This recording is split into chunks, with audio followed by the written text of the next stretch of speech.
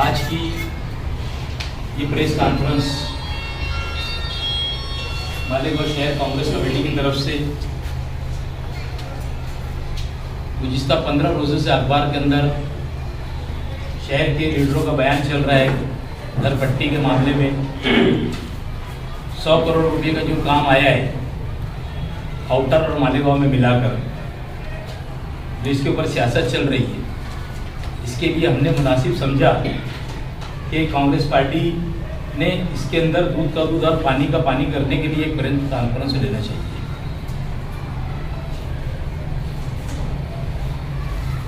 मालेगांव शहर के अंदर 100 करोड़ रुपए का काम आया,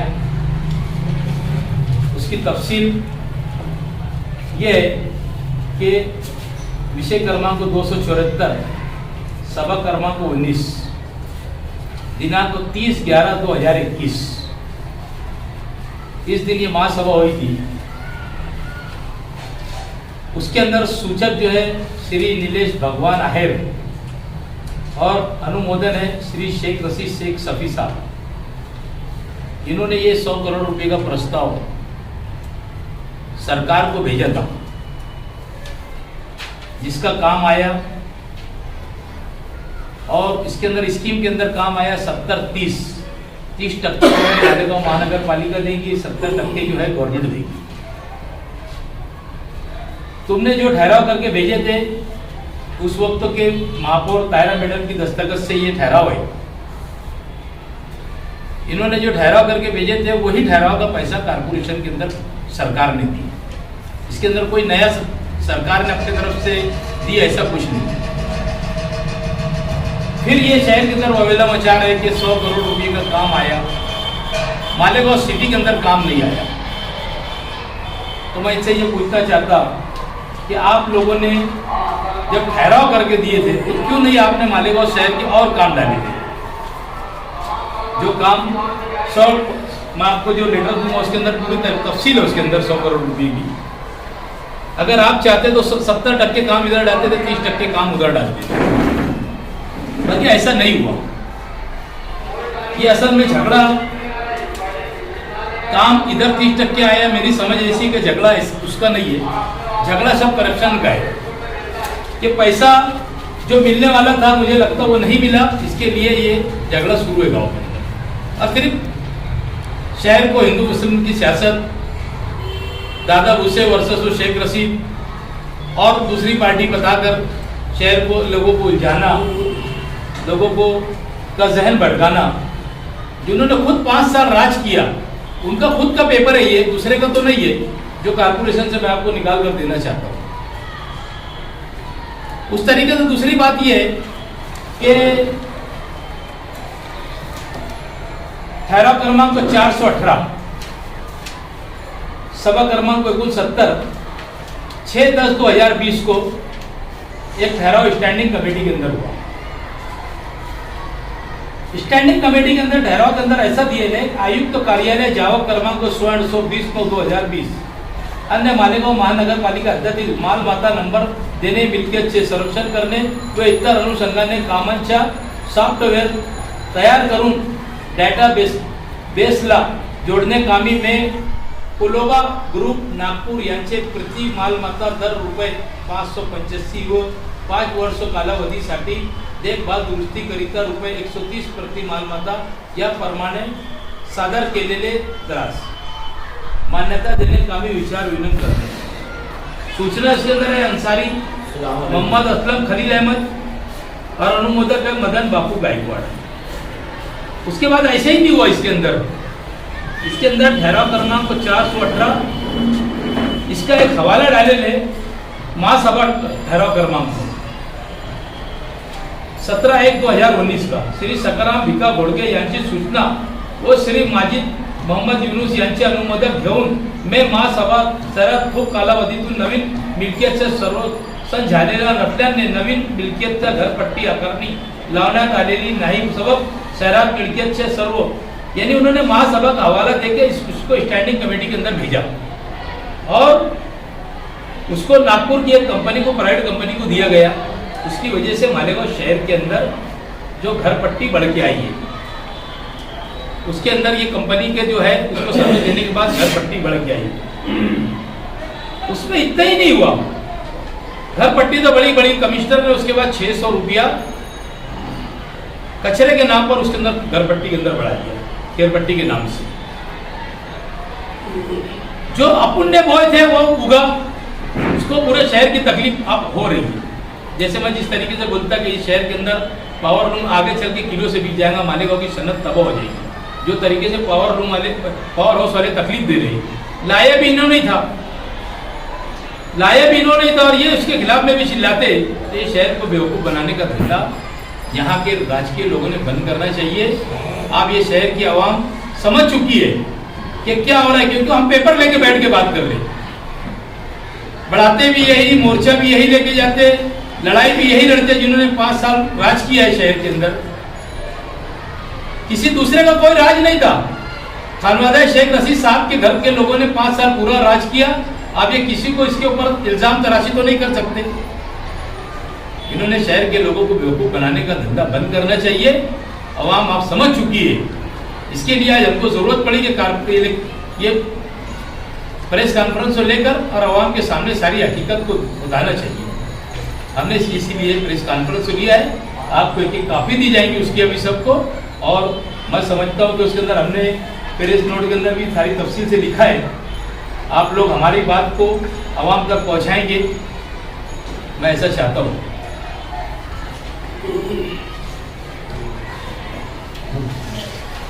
बीच में क्या निधि में फेरबदल हुए होंगे या कुछ किए होंगे, या तुम बोल रहे वाटे हिस्से का है, कमीशन की लड़ाई है। देखो तो जब ठहरा हमने एक बात अच्छी तो सुन लो, ये बात आपने अच्छी कर, तो मैं आपका शुक्रिया अदा करता कि आपने हमसे ये पूछा। 5 साल के अंदर कम से कम 3 साढ़े 3 साल महासभा जो है ऑनलाइन चली है। ऑनलाइन चलने के बाद किसी की सुने नहीं गई, इन्होंने हमारी आवाज को दबाया और 5 साल इतनी बोगसगिरी की कि मेरे 25 साल राजकीय सफर के अंदर ये 5 साल इतना राजकीय बोगस काम किया गया कि हमारी आवाज को सुना भी नहीं गया। ऑनलाइन तो इतनी मजा थी, किसको सुन रहे तो सुन रहे, किसी को नहीं सुन रहा है ये पास कर दे रहे। हमने पूरी तरीके से हर चीज की मुखालफत की। ये जो मीटिंग की तारीख है, ये तो वहाँ हुई थी ये मीटिंग महासभा स्टैंडिंग की मीटिंग में, स्टैंडिंग का मेंबर नहीं था 5 साल, इसके लिए वहाँ तो बोलने का सवाल ही नहीं आया। जीबी में भी जो हुआ वो तो महासभा ये जो है ऑनलाइन महासभा हुई है, और मैं स्टैंडिंग के अंदर नहीं था। जो स्टैंडिंग का ठहराव आपको दे रहा हूँ मैं, 5 साल स्टैंडिंग के अंदर नहीं था। इतनी आवाज दबाई गई, किसी को बोलने नहीं दिया गया। बस कोई बोलता था तो उसको बोलते थे बैठ। इस तरीके की दादागिरी करके 5 साल अवाम से दुश्मनी ली गई है। और मैं समझता हूँ कि ये अवाम से दुश्मनी जो हमारे माजी आमदार शेख रशीद साहब है, उसकी दुश्मनी आज तक के लोगों से निकाल रहे हैं। उसका एक हिस्सा ये भी है, इन्होंने बंद करना चाहिए लोगों से दुश्मनी बनाने का काम। जो इन्होंने घर पट्टी, नल पट्टी, केर पट्टी जो भी पड़ा है, 5% जो भी बड़ी आज तक की नल पट्टी, ये इनकी ही देन है कि जो 5% रुक नहीं रही केर पट्टी। निहाल अहमद के बाद आसिफ शेख साहब जब महापौर बने, उसके बाद 5% जो गवर्नमेंट के अंदर से थी, उसकी गाइडलाइन थी। गाइडलाइन मरने तक थोड़ी रह सकती। अगर ये चाहते तो 5 साल के अंदर महासभा में विषय लाते और विषय लाकर 5% नल पट्टी को रुका सकते। बहरहाल ऐसा नहीं हुआ। शहर की आवाम के साथ एक खिलवाड़ है सबसे बड़ा, और फिर जिंदाबाद मुर्दाबाद करने का हम इसका निषेध करते हैं। तो मुफ्ती साहब के भी 3 मेयर बने थे, तो वो टाइम में भी नहीं आई है तजवीज़। नजरुद्दीन बने, मालिक बना, हाँ, और दूसरे मेयर बने। नहीं तो अभी ये बोल रहे ना, जो बोल रहे हैं उनको हक भी नहीं है ना फिर बोलने का। इन्होंने जो ववेला मचाया था, इनका काम भी नहीं है। जब जिनके टाइम हुआ है तो ये चाहते थे 5 साल में कम कर सकते थे। इनको लगाए दे दिया, बुझाए दे दिया, फिर दे दिया कि दे दिया। इन्होंने नहीं करना, बोल की बात इनको करने का हक भी नहीं है इनको।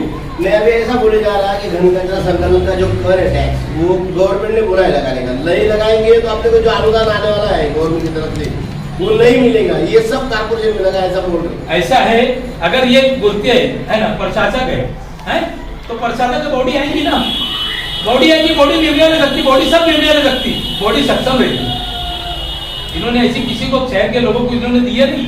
अगर इनका काम था, अगर गवर्नमेंट ने बढ़ा के दी थी तो इनका काम था कि इन्होंने पेपर के अंदर देने लगा भाई गवर्नमेंट की ऐसी गाइडलाइन है, ऐसी सूचना है पूरे शहर के अंदर। तुम चल के देखो, आज हालत इतनी खराब है कि एक गटर को 2 दिन के बाद 3 दिन के बाद भी अगर साफ किया जाता, 15-15 दिन सफाई कामगार चाहिए। कचरे का अंबार लगाए गाँव के अंदर। पूरे रोड रास्ते खंडर हो गए गांव के, इसका जिम्मेदार कौन है? हमेशा धान कचरे का जो कंपनी को दिया गया था, वाटर ग्रेस कंपनी को, जब जब उसका विषय दिया गया कभी इसको ब्लैक लिस्ट कर देने का, इसका ठेका रद्द कर देने का, सिर्फ उसको डराया धमकाया गया, सिर्फ तोड़ी के लिए, पैसे के लिए। मेरा सरासर इल्जाम है, मैं बोलता हूं कि इन्होंने पैसे के लिए उसको डराया धमकाया गया और हमेशा उसका विषय लेकर उसको आगे ढकेल दिया गया। आज तक इन्होंने उसके ऊपर कोई कार्रवाई नहीं की है। शहर के अंदर चल के देखो, बीमारी फैल रही है, पूरे शहर के अंदर कचरे का अंबार लगा हुआ है। सब इन्हीं की देन है, जो कल तक के 5 साल जिन्होंने इख्तियार के ऊपर रहे, इनका ही काम है जिन्होंने ये किया।